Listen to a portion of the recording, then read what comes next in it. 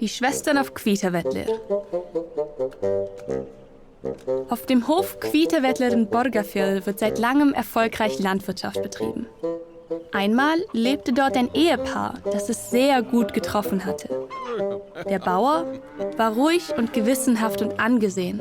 Seine Ehefrau war tüchtig und stolz auf ihr Wohlergehen, aber sie galt als herrisch.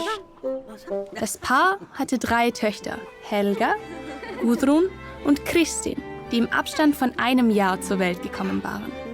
Die Schwestern verstanden sich gut, aber sie waren ehrgeizig und wollten einander übertreffen. Zu der Zeit, als sich diese Geschichte zutrug, waren die Schwestern ins heiratsfähige Alter gekommen und als zukünftige Ehefrauen sehr begehrt. Auch schadete es nicht, dass ihre Eltern vermögend waren und die Töchter daher mit einem stattlichen Erbe rechnen konnten. Die Schwestern fürchteten, dass diejenige, die als Erste einen Antrag annehme, einen schlechteren Mann bekäme als die anderen. So zogen die Jahre ins Land und die Eltern machten sich zunehmend Sorgen über das Verhalten ihrer Töchter. Da verstarb unerwartet früh der Bauer auf Kvitavellir. Einige Zeit nach der Beerdigung rief die Mutter ihre Töchter zu sich und sprach: Ich habe beschlossen, dass ihr das Erbe zu gleichen Teilen bekommen sollt.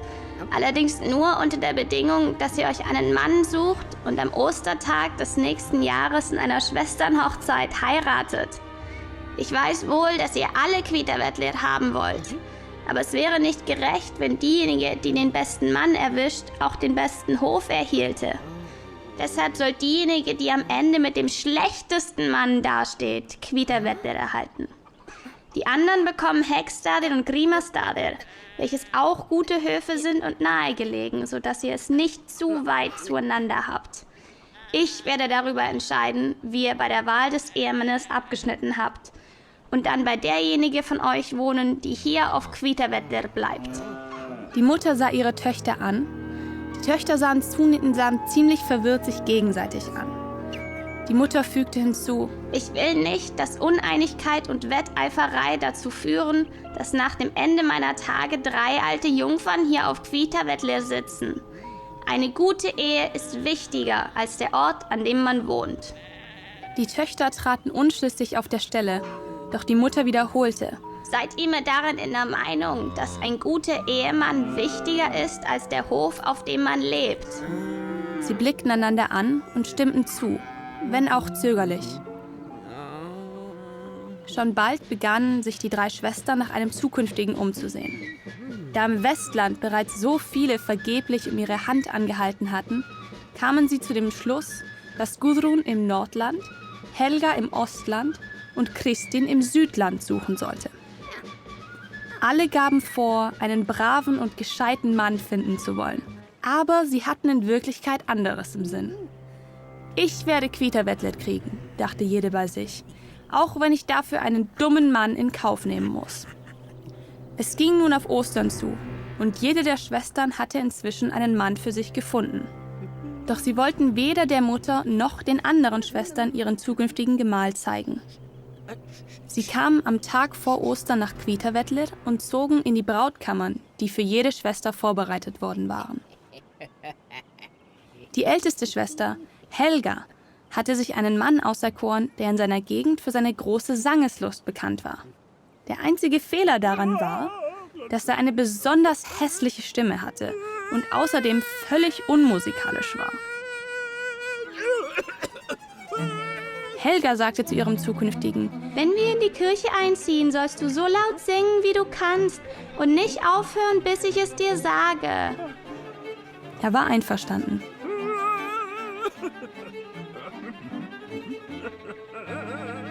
Unterdessen bemerkte der Bräutigam von Gudrun, dass sie etwas mit den Händen arbeitete, als ob sie weben würde.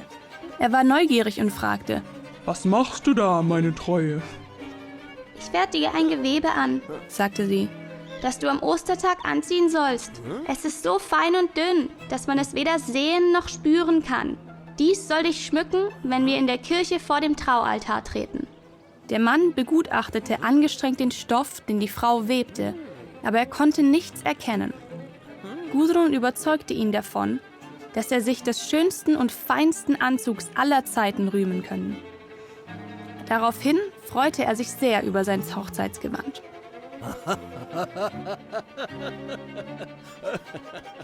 Die dritte Schwester, Kristin, richtete an ihren Bräutigam die folgenden Worte: Morgen, wenn du erwachst, wirst du tot sein. Du wirst hören und sehen können, aber du musst stocksteif liegen bleiben und genau das tun, was ich dir sage. Ich habe einen Sarg für dich schreinern lassen. In den wirst du dich hineinlegen und darauf zur Kirche gebracht werden. Du musst mir glauben und vertrauen, denn wahr ist, was ich dir sage. Er wollte zuerst protestieren, aber sie beharrte darauf, sodass er nachgab und dem Plan zustimmte, unter der Bedingung, dass ein Loch in den Sarg gebohrt werde, durch den er hinausschauen könnte. Die alte Taufkirche von Kvaneri war brechend voll. Die Leute strömten aus allen Teilen der Gegend zum Ostergottesdienst. Die bevorstehende Hochzeit der Schwestern auf Kvitavetler hatte sich herumgesprochen. Und die Neugier war groß, welche Männer sich diese Schwestern wohl ausgesucht hatten, nachdem sie so viele rechtschaffende Jünglinge aus dem Westland abgewiesen hatten. Die Kirchenbesucher wunderten sich sehr, als sie den Sarg vor dem Altar stehen sehen. Man raunte sich zu, dass in dem Sarg einer der zukünftigen Bräutigame liege.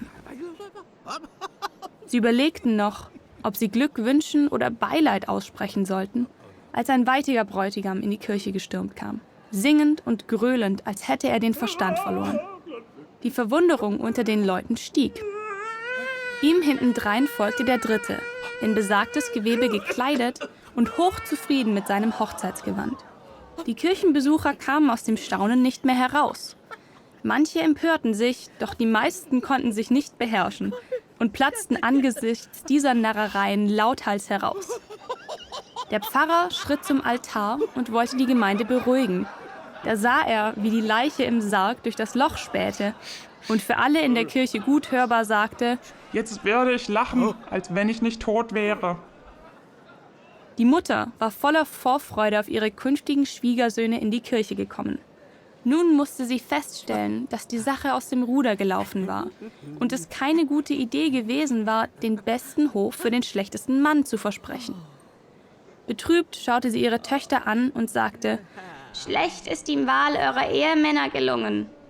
Dann sah sie zu den 3 Männern hinüber, die beklommen in der anderen Seite der Kirche standen.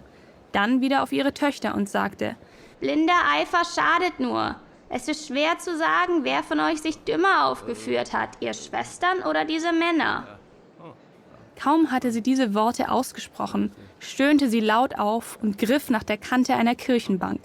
Ihre Beine gaben nach und sie sank auf der Bank nieder. Sie fiel immer mehr in sich zusammen, bis sie zusammengekrümmt auf der Kirchenbank lag.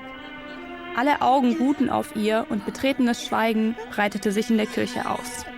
Ihr Körper wurde von Zuckungen gebeutelt und gab gepresste Laute von sich. Die Kirchenbesucher sahen die 3 Töchtern an, die Töchter sahen sich gegenseitig an und dann ihre Männer. Niemand wagte es, sich zu bewegen oder auch nur einen Mucks zu machen. Die Madame von Kvitavetler bebte immer heftiger, bis sie sich wieder aufrichtete und man sehen konnte, wie ihr Lachtränen über das Gesicht liefen. Nach und nach ließen sich alle Leute in der Kirche von ihrem Gelächter anstecken, bis auf die 3 Töchter, die mit hängenden Köpfen dastanden. Jedes Mal, wenn die Mutter sie durch ihren Tränenschleier anschaute, hustete sie wieder los und schnappte nach Luft, weil sie nicht mehr aufhören konnte. Doch plötzlich griff sie sich an die Brust, ihr Kopf wurde rot und dick und ihr Gesicht verzerrte sich. Die 3 Trottel schlugen sich auf die Schenkel und lachten am lautesten von allen. Vor allem, als die zukünftige Schwiegermutter tot zu Boden fiel.